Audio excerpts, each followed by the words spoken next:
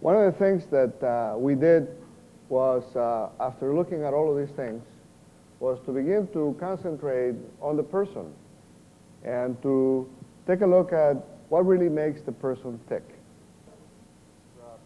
Rod Wilson. Rod, would you stand up, please? Would you please?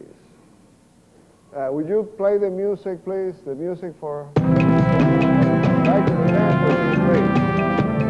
Let's go. Huh? How do you like it so far? Great. Oh, all right.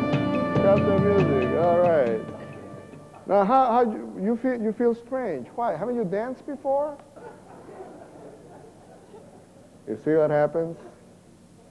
You know. But now. What's your name? Oh. Come over here. What's your Sheila? Is that your name? Yes. Oh, all right. Oh, you're beautiful. Thank you. Do you know that there's a masculine part about you? Okay.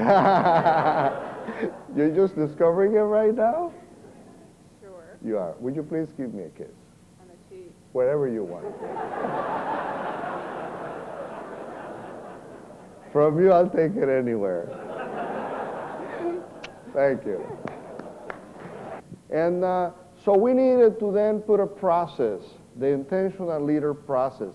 It is a total experience through which they go for 14 months. The T is out of place. And the father says, well, guess what? I would have chosen the P. One, that's a 6.